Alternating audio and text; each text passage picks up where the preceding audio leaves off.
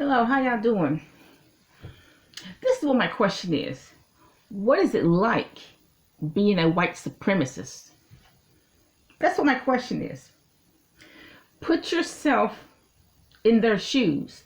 Now, they're supposed to be everybody's enemy, right? Everybody's enemies in America. They're the enemy of the blacks, enemy of any ethnic minority, enemy of all Jews, okay? A white supremacist. Okay, so put yourself in their shoes. Now, in the Christian culture, it's not in it, but in the Arab countries, they always say, get to know your enemy. The friend of my friend is my enemy. That's what they say in the Arab culture. Get to know your enemies. Now, King David said, my enemies know my going out and they know my coming in. We need to get to know these white supremacists. We need to try to understand them. The friend of my friend is my enemy. We need to try to understand them. Now, when I was a teenager, I was bullied by this girl, if you want to call her girl, but I was bullied by her.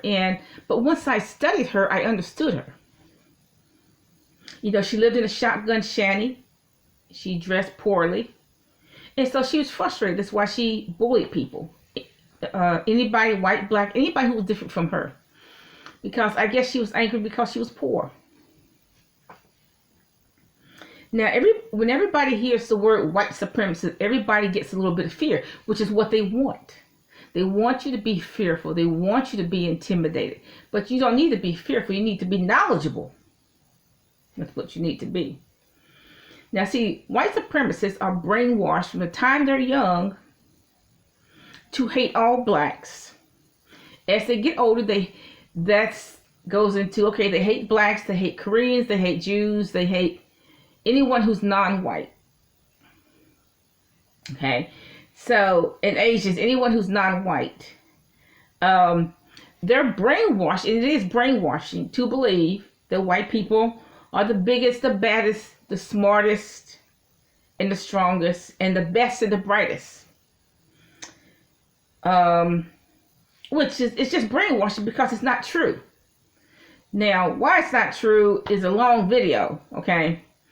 But it's just not true. They brainwashed to believe that everybody in the Bible was white, which is absolutely not true. You take like the siege at the Capitol, which was January the 6th, the siege at the Capitol. That was just poor white supremacists who probably had to use their stimulus check to even get to Washington. They're just poor whites. Donald Trump's people, the kind of people that he hangs around with. Because if you strip away everything, if you strip away Donald Trump's money, he really belongs in a redneck bar in Alabama. He really does. That's where he really belongs, in a redneck bar in Alabama. Now, what is it like being a white supremacist? And you just finished reading that there are a few Indians in America who have, this not even counting what's overseas, but there's a few Indians in America that have a net worth of $580 million. What's it like, and you don't have, if you're a white supremacist, you don't even have gas for your car. You don't have money for your rent or money for your mortgage, but you just finished reading about an Indian who has several Indians who have $580 million in the bank in America. Or what is it like being a white supremacist if you just read a person in India bought a building for $23 million cash? Paid cash for it, no credit. What if you're a white supremacist and these convenience stores you go to every day is a franchise, and the franchise is owned by Indians, and your wife works at one of the franchises? Okay, your wife is the clerk there. What's it like? What's that like? What is it like being a white supremacist and an Indian is going to perform open heart surgery?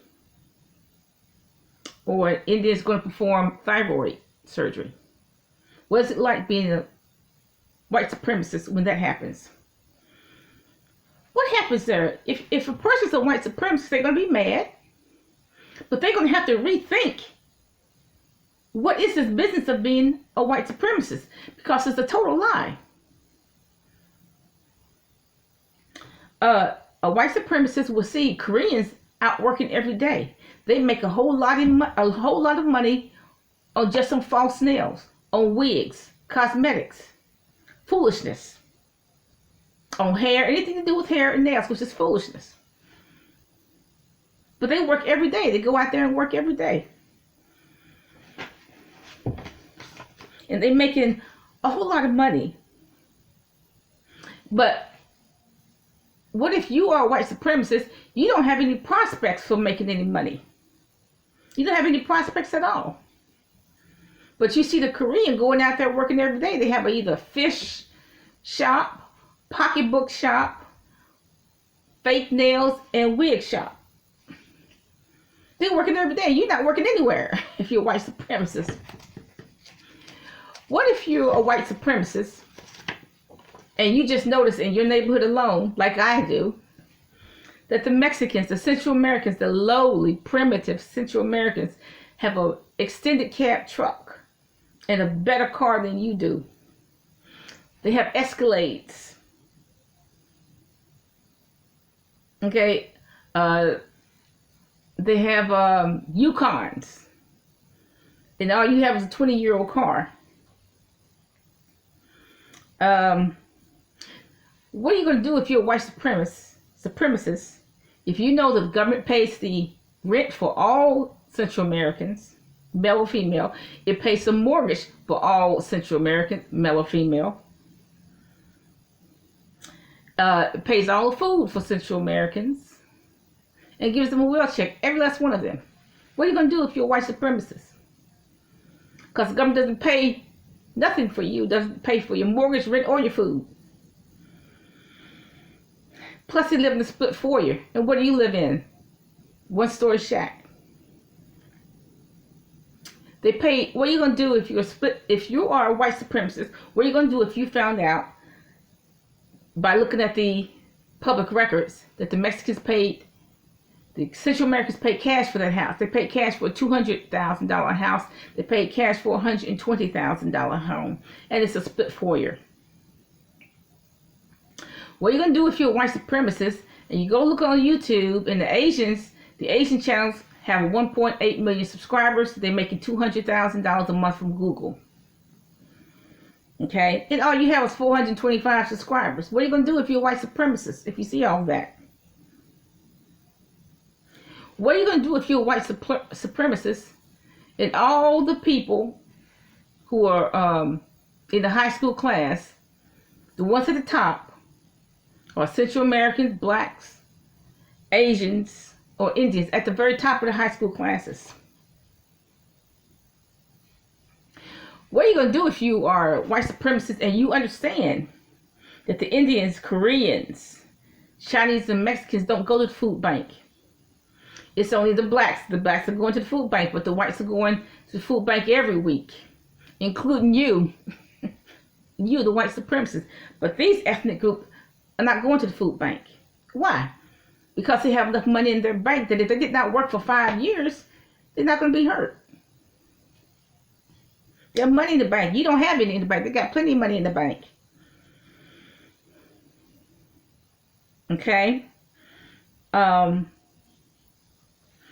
are you going to do?